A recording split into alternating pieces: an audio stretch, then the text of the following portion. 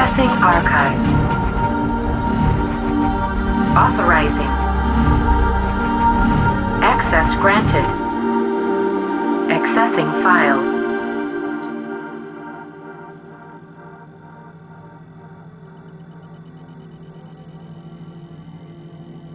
How long have you been doing art? So it's always a tricky question. I get it pretty frequently. I'm not sure how to answer. So I've been doing art probably my whole life. Always just drawing. I was real into like caricatures, cartoons, illustrations. But kind of went away from it. And then probably in high school when I was 16, 17, started drawing kind of with the intention to go into tattooing. Okay. Strayed away from that a bit, but then just kept doing ink illustrations, all that. One day decided to try painting. Hated painting for like pretty much my whole life. And then did one painting and everything just kind of wormholed from there. You liked it. So, yeah. That's cool. So what was it that kind of threw you off about painting at first? I'm not sure at all because it's really interesting because ink illustrations, is very disciplined, very kind of rigid. And I think maybe the flow of painting, like that free flow state, is what scared me for a while, which would make sense because at the time I feel I was very disciplined, rigid, kind of. And so then I kind of transitioned and started accepting flow, if you will, in other areas of my life. Yeah. And so I think that finally let me loose on paintings, broke down a wall and and now obsessed. So Awesome. Yeah, when it comes to a lot of creative work, so much of it is us getting in our own way. Yeah. Don't you find that? Yeah, very much so. You always hear people say you're your worst enemy, and it's ridiculous how true it is over and over again. I know. It's interesting though, because then once you can find that flow, as you said, you kind of can separate your ego a little bit from the act. That's going on, that artistic expression. Yeah. I find that in music certainly, and sounds like you find that through your painting a bit as well. Yeah, and I kind of accepted it in other areas, like I was saying, which then helped the painting, and then getting into the flow of painting has now transitioned to helping me accept it in all areas of life, like tenfold, just transferring that flow, creative energy into, creating reality, essentially, It's pretty incredible. I also see a lot of tattoos. Yeah. So how many of these are yours and how many are maybe other artists? I would say probably almost half are mine. My legs very much are a lot of mine. Some are all my friends, I kind of let, little mementos from everybody, and then collected over from other artists over the years as well. But Awesome. I haven't gotten any in a while, It's funny because I don't have any tattoos, but I'm the biggest fan of art. Yeah. Maybe it's a bit of a commitment thing. It is, yeah. And, the pain and all that is the whole thing. So, Right. But I don't know. I was into them pretty early. I think I just, I like drawing on everything. And so the skin was like the ultimate, let's draw on it, But I definitely used to draw on my skin.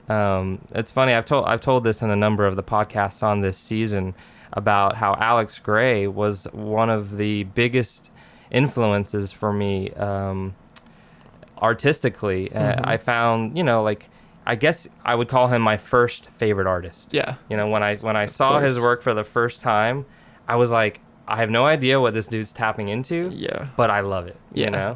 And it's funny that later on you might have an experience where you say, oh, that's where this is coming from, a little bit. So shouts to Alex for introducing me to visionary art, and the band Tool, of course, because without Tool, I probably wouldn't have seen Alex's work as soon. I probably would have saw it eventually, but the fact that Tool's on the radio and they're always coming to town when I was growing up in the 90s, like, you would see, the poster art, and it would all be Alex Gray. And I would just be like, I don't know what it is about this work, because I hadn't had a psychedelic experience at all. Yeah. But I'm so drawn. Yeah, it hits you, like, archetypally, I think anybody, even people who aren't, really into the psychedelic experience or, spirituality, all that, I think it still hits them in the same way. Some people just act on that feeling and want to find it again, or, and I like that kind of relationship he has with Tool, I find it interesting because I had heard Tool on the radio, of course, but I still have not heard much of Tool, like their last album a bit, but I didn't know he was connected with them at all. And I found his art probably when I was 14, 15, but I didn't even really know he had a relationship with them until years later. That's the same age that I found him as well. But it was through Tool. It was through the album artwork of, I think, Lateralis. And I had heard that if you buy the album, you get this most incredible kind of flip through, transparent, kind of interactive art piece where you pretty much peel the layers off of the body and then eventually find the spiritual layers of the body. And that's sweet, man. Yeah, it was cool. So do you remember how you found his work? I don't really, because the internet wasn't, I mean, it was around, but it wasn't nearly as prevalent. I don't think Facebook was a thing yet. I'm really not sure. I kind of feel like it must have been on the internet. Like I seen one thing, and then kind of, like knew his name, knew his art, all that, but I didn't really go too deep in psychedelic art back then. And then I was working at a tattoo shop straight out of high school when I was 17, and they knew I was kind of into pattern work, spiritual geared designs for tattooing. And so they actually, I'm not sure if it was for my birthday or something, but they got me a gift, and I believe it was Net of Being. Oh, okay. I want to say it was Net of Being. They got it signed by him for me and all that. And I mean, that book is like, if you haven't seen his art after that book, it's insane. It's everything in there, paintings you don't even normally see, know. And I have the book. Oh, okay. Yeah. And amazing. So, I mean, I would look at that thing like every day and just kind of, geek out on it, you know, and just in awe of his talent, man, and his vision. It's insane. And after that, you can't unsee that stuff. So they look at this. This is from Alex. This 2 Time Wheel. That's Get sweet, Timeless, man. Alex Gray. Yeah, I met him at a screening, and then I also have this signed by him. Very cool. Here it is. It's like an artifact, dude. Yeah, that's one of my favorite works of his. Yeah, I think, this is pretty much representation of the Bardo. Yeah. You know? So you say, early on, and even in your tattooing work, you were already into kind of spiritual concepts and designs and textures and stuff. How did that happen? Like, how did you first learn about spirituality? So, I've tried to pinpoint that before, and I'm not sure. I know it started with sacred geometry. Okay. I encountered sacred geometry. It's funny, actually. I think the first time I ever heard of the term sacred geometry was that show Robin Big with Rob Dyrdek. Yeah. Yeah, and so there's like some episode where they this guy was making like sacred G I guess posters or whatnot, and they like put on his skateboard to see if it would make him skate good and all that. And yeah, just random show, but I mean sacred geometry just kind of sounded enticing to me, and so I think I must have looked into it or something after, I'm not sure, but somehow found like Flower of Life and like kind of the bases.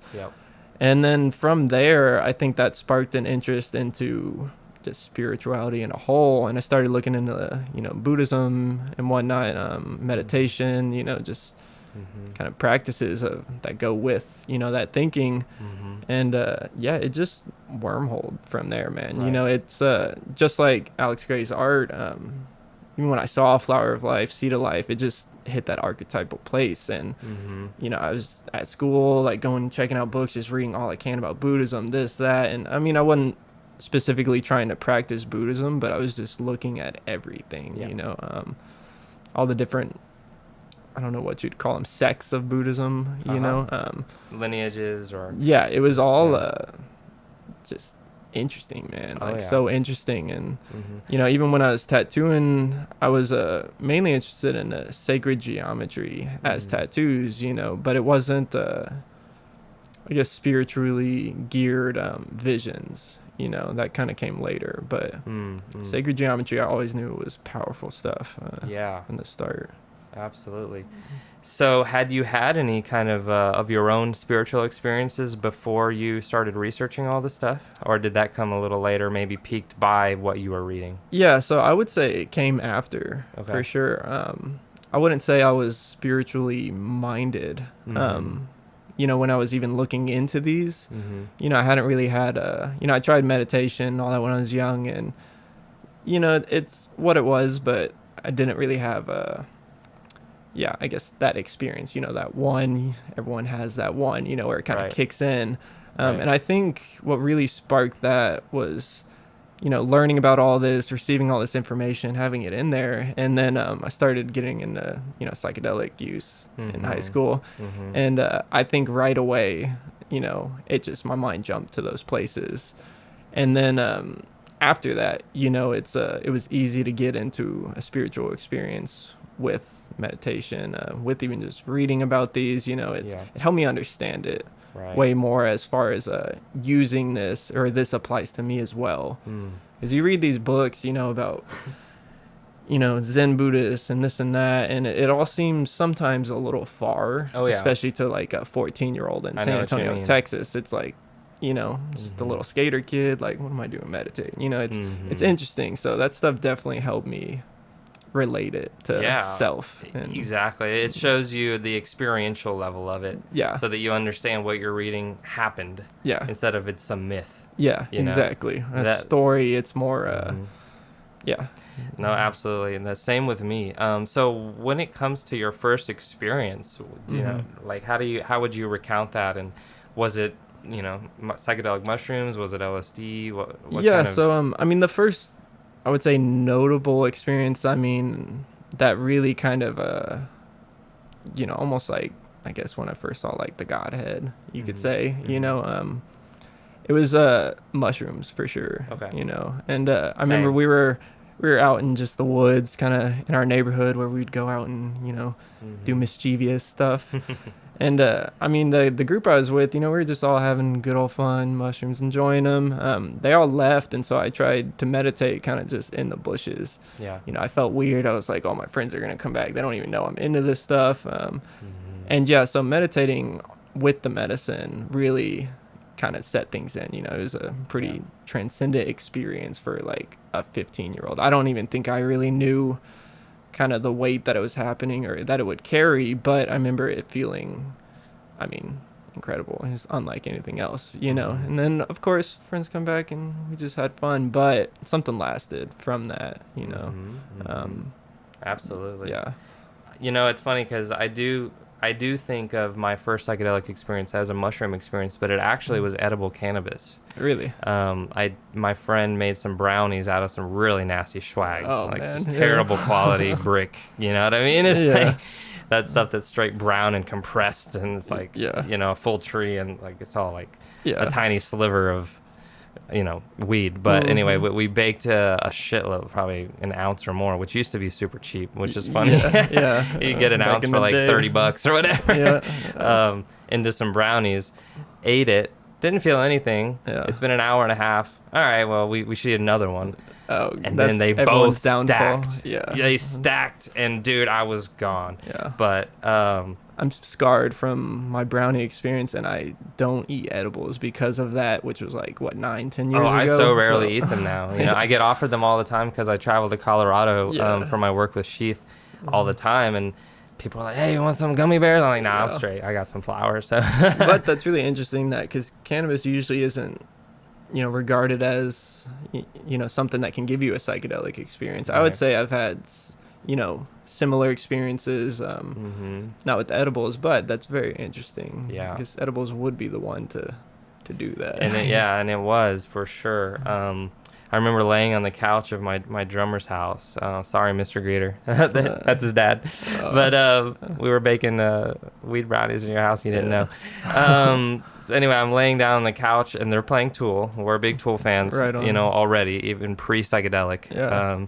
And I'm just having this vivid third eye experience, pretty much. I never had closed eye visuals other than dreams. And then I start to see, like, pretty much almost like these little seeds. It was almost like they were weed seeds, because you used to get a lot of seeds in the weed back in the day. Yeah. And there was like a circle of weed seeds, and they were all like coming together towards the center of the circle and interconnecting, and this big seed formed. and created like pretty much like almost like those dream catchers. Yeah. That you see the intricate designs, like that dream catching design, and this was all in my mind. And then Tool's music's playing. It's the perfect backtrack for this thing. And then I just kind of open my eyes. Guys, the craziest thing just happened. I just had closed eye visuals. Like, I don't even know like what's happening. So that kind of sparked my interest into entheogens and psychedelics, and I wanted to try more. The next thing I stepped into was mushrooms. And the first 2 times I was very cautious with my mushrooms, with how much I took. I think it was half a gram first time, maybe a gram second time. So I'm still just like slowly peeling open that kind of visionary experience. And then the third time I was like, okay, I think I'm ready. I've had a few trips. They're very mild, very controllable. Let's see what 3.5 grams will do. Yeah, whole nother level. Yeah, that's what blew my freaking mind open towards all of the spirituality, all of the philosophy, all of the interconnectedness of life. And without that experience, I don't think Time Wheel would exist. I don't think I would be who I am today. It was very powerful. I was with some of the bandmates from Something Fiction at the time. We went to the park. A number of them had just as extremely of profound experiences as I had. Yeah. And it really shook us all up for a few weeks because we didn't know that was possible. Yeah, it's so new. And crazy new thing. It's not just, hey, did this cool thing the other day. It's wild, man. Yeah, so that sent me down a rabbit hole of research into what happened to me, what is spirituality, what is Kundalini specifically, because I kept reading that this word Kundalini was linked with these visions that people would have. And I would literally be able to sit down, close my eyes, kind of just tune in, and within a minute or two, almost be back there. Like be back in the psilocybin experience without trying. With just like my mind was wired for it at that point. Yeah. For weeks and months after, and in that kind of frenzy of discovery, just like endlessly researching, it was the most interesting thing I had ever researched or known about in my life. And I used to work at HEB, and I would push carts out in the parking lot, just bring carts back in so people could reuse them. They would let you use one earphone to listen to music, but I'd just be listening to YouTube. Yeah. Listening to people's Kundalini awakening experiences, Kundalini arousal experiences, oneness experiences, psilocybin experiences. I'm slowly learning about, LSD, DMT. Yeah. You're just downloading, man. I was working, I would work on Sundays for like 5 hours. This actually isn't too long ago, a couple years ago. Still, it was kind of already very much into spirituality, visionary painting, all that. But I started just listening to Terrence McKenna and Alan Watts talk every Sunday, for like a year or two, just for 5 hours straight, and just rapid download, man. Yeah. I found them as well. I found Alan Watts a massive help, Terrence McKenna a massive help. I also really liked Robert Anton Wilson. Have you heard much of him? I have not, no. He's a little bit of an older guy, and he's more on the esoteric tinge. Okay. But he would talk about these things called peptides, which I couldn't relate to enough, which was this state of being where you're so immersed in your work that it's the most important thing to you, and almost everything else falls away. Yeah. And that's how I was in the founding of Time Wheel. So immersed in this work. And Time Wheel started before it was like a record label as kind of a spiritual blog of all sorts and sizes. It was music that was, cultivating of the spiritual experience, artwork that was captivating of the spiritual experience. We have Jonathan Salter piece here. I featured his work because I just knew it was so drawn out of those. Yeah, he's got a magic there for sure. Oh, for sure. And then as well, we would put YouTube links, with talks, Alan Watts and Bill Hicks, and just like everyone that's on that kind of like psychedelic forward-thinking mindset. We would host that.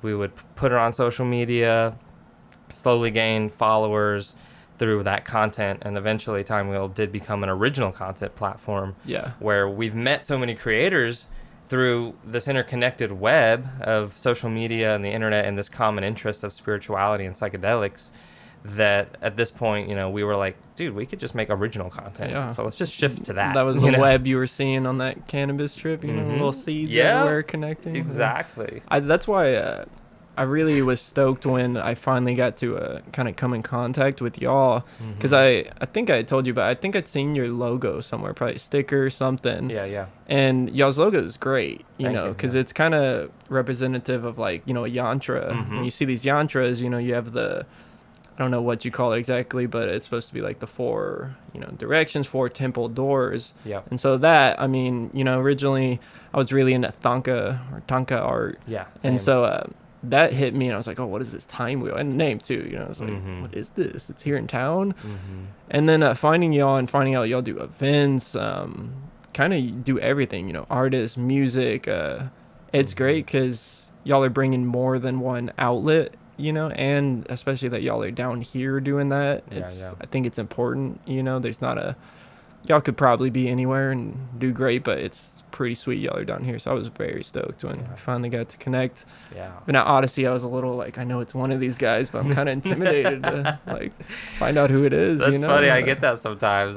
Because I'm not the most social person. Yeah. But I do like to get my feet wet with work. Oh, so, yeah. Sure. I'm out there like pulling strings, but yeah, I'm not always like the one being the life of the party or talking to everyone. But But I appreciate the words, man. It's an honor to do this. And I guess it just so naturally happened that I was from here. So this is where I would do it. Yeah.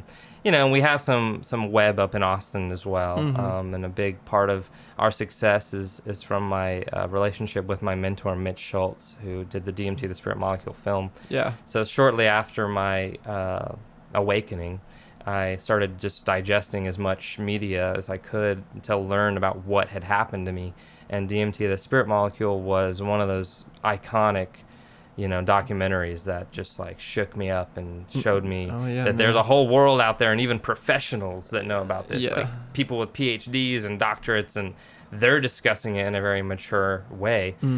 So there is some there's some substance to this. It's not just kids tripping out, That's really what gave it a lot of weight to me as well, because it was very much not a traditional scholar in high school, quite far from it, little jokester, Same. I was a skater too, so but we're eating these things, and maybe it was specifically because I looked into it, but I was going to this place, and then to see documentaries from people much more professional, older, whatnot, I think that really gave it a lot of weight for me as well. Same. So. Yeah, I felt like I was tapping into something that was real, and not this kind of like imaginary, hopeful, I hope that all this is real. But then I found out through thousands of years people have been reporting on experiences like this, and we just misunderstand them as myths and religions and these types of things that seem so like far out, and like I don't get it. Like I don't like I would grow up in a Christian environment and then there was a part of me that believed because I was a kid and I was told to believe by my parents, and like you kind of fall into that default, but then there comes a point where, hold on, I've never seen God, he's never talked to me, like I don't think this is real. And then there was like this mushrooms. Then there's this like atheism / agnostic phase, and then mushrooms come into my life and psychedelics in general, and I see, there are higher levels of dimensions, higher levels of reality, higher levels of seeing and being and thinking. And that is where all this stuff I didn't understand was stemming from, and sometimes it can get misinterpreted because I feel like the Bible has been edited like a bajillion times, right? It's confusing to pinpoint that one on where, when, what version, it's a lot. But I think it's clear to know that the dude it's about, like, let's just say Jesus, right? He was a visionary. He was a guy that, very much so. that saw the interconnectedness between all people. We're all one. We're all God. God is with us all, and he loves you. Of course people would love to hear that back in the day when you can't barely get a meal, so for sure. To get some type of reassurance that we're here for a reason is, I think, why he had such an amazing following, and it turned into such a iconic story over time. And maybe story's been skewed, but I don't know, I think if we could talk to him, specifically hear the story, it'd probably be very in line with kind of what we're talking about, what's happening, Have you heard the theory about him being a yogi? I think I've heard something about that, or I think I came across I don't know. It was something about there's tons of yogis, and it was like the top yogis or something in India. Rishis, But yeah. and I think he was mentioned, and I don't think I looked into it. It's kind of like, what? Sure. But I was like, oh, that's probably not surprising, because he went over there to train or something like that. So there's a period of, and this is all, I'm not a scholar of this, so don't take this as, take this with a grain of salt, but this is what I've heard. Yeah. That there's a period of time where Jesus disappeared. No one knows where he went. He was like 14 or something, or 12 or something, and then he came back at 30 with all this enlightenment. Some stories say that he went to India. He was known as Issa in India, and he pretty much trained with top-level yogis, had tons of altered state experiences, unity of consciousness experiences, and was like, he received a message, a download to come back and free his people, so to speak, spiritually. Interesting, man. Yeah. Very interesting. This is super interesting, and it makes a lot more sense to me, having done yoga myself and having had, consciousness expanding experiences as well, that makes so much more sense than he's just born that way. Yeah, for sure. Because some people, they just think, oh, well, Jesus was just born the Son of God. Yeah. He didn't have to do anything to earn all of that enlightenment and all that wisdom. I think he did have to do a lot of trial and error to find it. Yeah, and everyone's got to work to get to, I mean, any state of spiritual, enlightenment or elevation. Yeah. But it's also, if I'm going to probably be wrong with the name, but I want to say it was like Moses and the burning bush. Yeah. Or something like that, and they're finding, or I think they believe that was the acacia tree, which contains DMT, Correct. And so it's interesting, because when you hear stuff like that, it makes it all, for someone who uses psychedelics and entheogens, it makes it very clear. At least I feel very clear that that's kind of what was happening, and then stories were told, and if you hear trip reports from even your friends or something, it's you could tell a pretty crazy story or spin it off into kind of a myth sounding story, so I think that's what was happening, that there was heightened, elevated, occurrences happening. And I think that the psychedelics were largely underground and secret and reserved for, kind of like initiations and like certain celebrations. Like, I don't know if you've heard of the Eleusinian mysteries or anything. No. It's this ancient Greece ceremony, more or less a festival, where Plato went to this, Socrates went to this. A lot of these ancient thinkers that we hold in high regard were members of this festival, almost like an old Burning Man, so to speak, where they would come together and drink this thing called the kykeon, which I'm almost certain either had psilocybin or it had ergot, which is LSA or LSD, pretty much. And would have these, unity of consciousness experiences in large groups, and then go back to society, because they had wisdom that the common man didn't have. And that makes sense that they would kind of have that knowledge and be reserving it for, kind of not the elite, but, for upper class or whatever it may be, high thinking people. Right.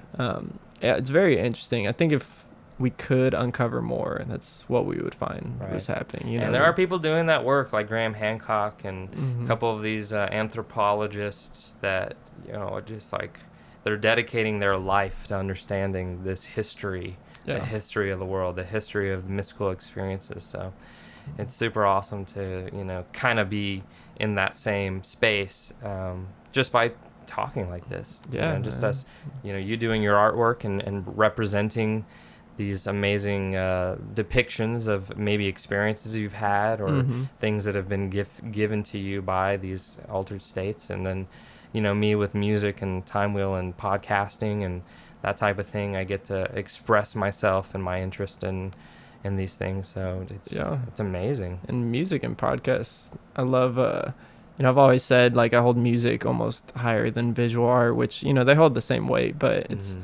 music instantly gets me in a flow state, whether I'm, at work beating nails in wood or something, it's it's great, man. And especially just electronics great, but, words too, like podcasts, doing stuff like this, words hold weight, it creates reality essentially, Absolutely. And so it's they're both equally as important, the visual and the, I guess, physical speaking, I think the visual and music they really feed off each other. Like imagine going to like, you know, like a high production music set and then there's just no visuals. Yeah. You kind of be like, something's missing here. You know what I mean? Like, because those visuals really like deliver that message as well. Yeah. You know, yeah. the Every lights sense and, working, you know. Yes, exactly.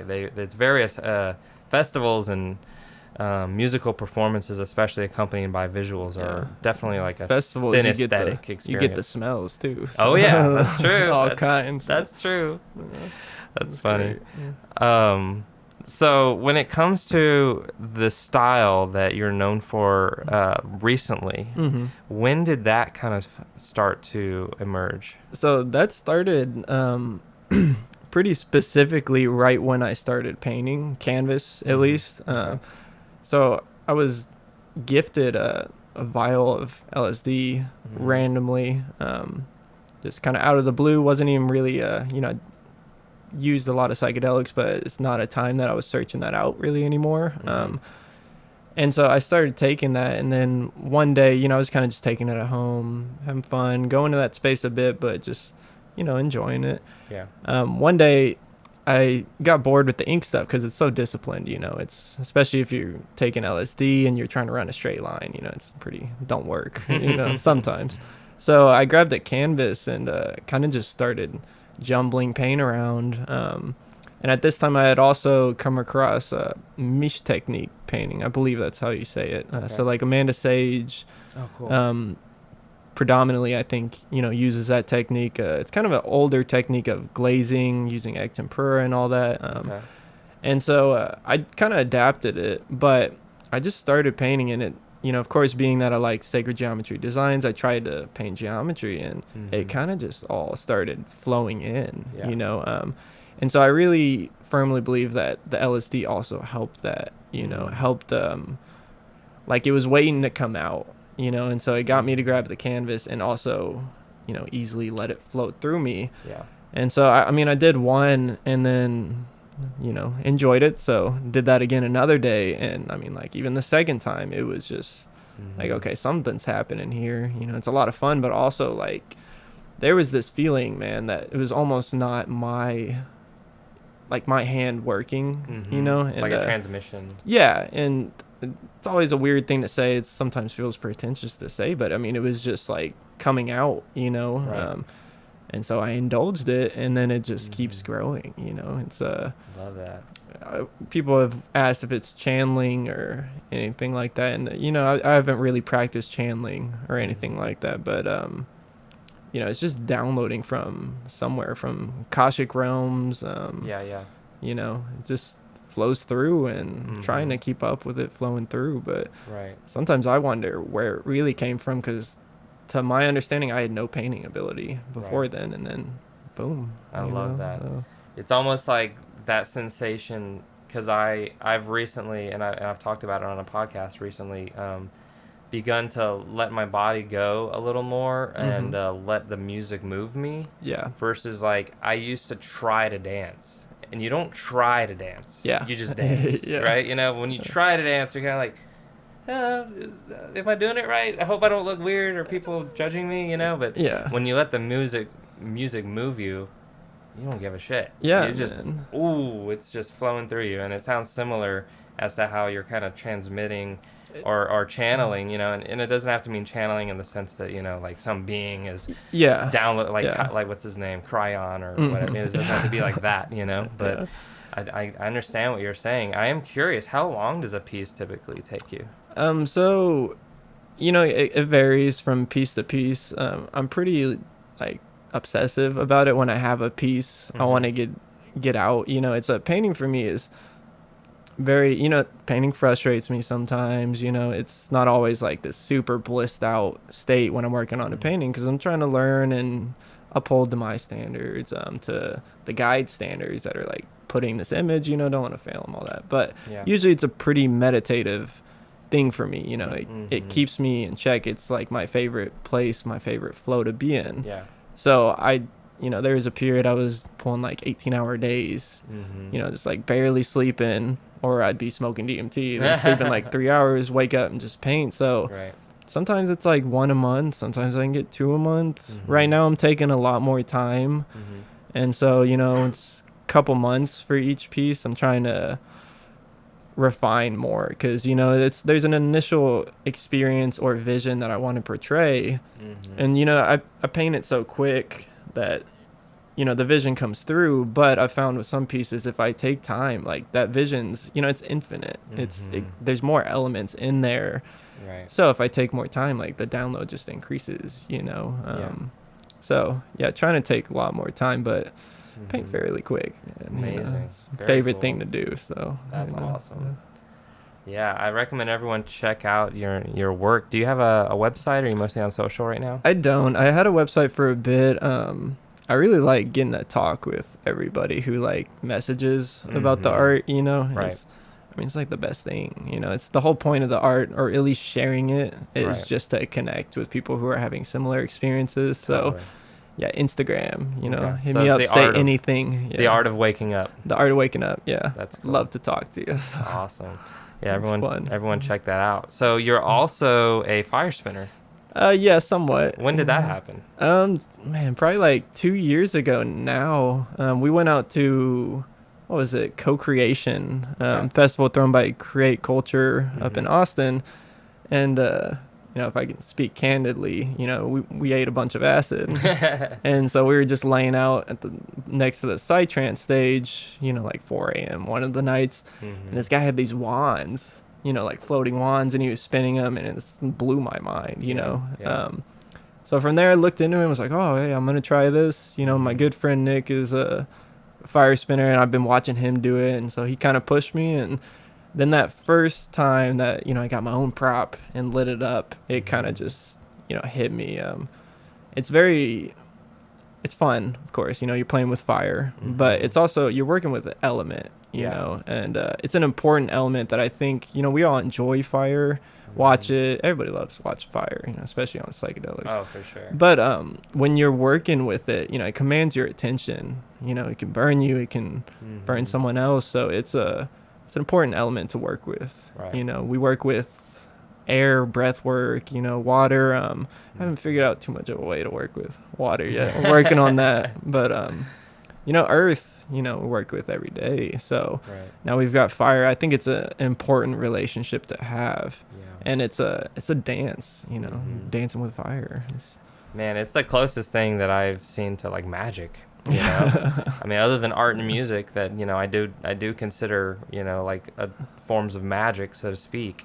Yeah. But that fire spinning, you know, I wouldn't try it myself personally yet. You know, like one day, maybe one day, but when I see you doing it and Nick doing it and a number of the people here in the fire spinning community in San Antonio, I'm like, this is, you know, these guys are mages, you know what I mean? It's like you're wielding fire. It's a weird thing to do, but it's you know, it's that flow state. It's the same flow state you hit with painting, with music, you know. I feel like in this circle we're all just chasing that flow state, you know, because it's a selfless state, you know, with you're flowing with something, you're working with something. It's very in tuned. What is it, Satori? I think the term, you know. It's it's incredible, man. So. Yeah, because there's that perfect balance of danger and beauty. Yeah. You know? And I mean, I love you know, a lot of people are like, oh, you get burned, it hurt. Like, not to sound like a masochist, but I like the pain, you know. It's like the great equalizer, man. Sure. You know, well, you can tell with all the amount of tattoos that you don't mind pain. Yeah, and the burns, man. You've got a lot. How many? Have you counted them? Is that like 100 or? No, it's like over 50 or something. Okay. I thought I would have way more by now, but the view with tattoos has also changed while getting more, I guess, tuning in more. You know, for a while it was kind of like I said earlier, just drawing on skin. Like, I love art, you know, collecting from artists I want to support, all that, and that's great. I appreciate that, but it's now changed to more, I want to kind of empower the body through sigils, symbols, you know, protection. So, you know, Amari, painter here in town, tattooist. So yeah, incredible. Yeah, he's offering like the ritual hand pokes, you know, where you kind of sit with him, meditate for a second, and he draws like a little power symbol. I got this kind of nice. going up, kind of based off you, different aspects, and what he feels. And yeah, very much intention tattooing. And so I think that's what stopped me from getting more, really, is yeah, you're working with pain and you're putting symbols into flesh. It's like the ultimate Right. use of that, so it's yeah, I want to get more in line with that. But Yeah, so I mean, just out of my own self-interest, I mean, part of maybe a little bit of my hesitation with tattoos because I love certain symbols that I feel I could be connected with for a lifetime. yeah. What's like the safetiness and the risks involved? Because With tattooing? yeah, because you're putting stuff in your, you know what I mean? Yeah. I as someone who's very naive and I don't have any, I don't know Yeah. the risks So, or I not mean, risks there's involved. risks as far as like infection, and whatnot. You got to be very clean. You're working with blood and needles and someone else working on you. So, but that's all fairly.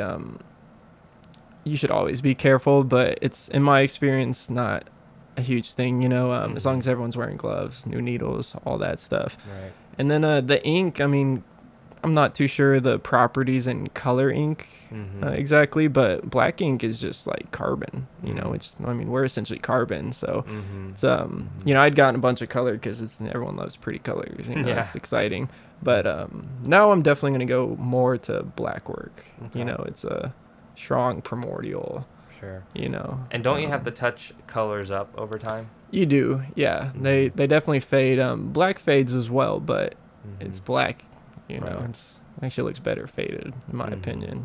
Yeah, it's almost like kind of bluish green a little once it starts fading. Yeah, it's interesting, Yeah. but yeah, Very there's cool. not huge risk though. Other than that, it's Well, you good to got know. 2 weeks to worry, and then you're good for life. So Nice. yeah. Very cool. Very cool. When it comes to your daily practice, because what you're able to do, a lot of people would love to be able to do, create, produce artwork. A lot of people have a vision for creating art themselves, but maybe can't find that rhythm or that routine. So, like, what is it that kind of helps you step into that space on a daily basis? It's I would say at the start, it was psychedelics played I don't want to put too much weight on psychedelics being like the tool you can use to start getting in that state, but it's a huge step up, but it is a tool.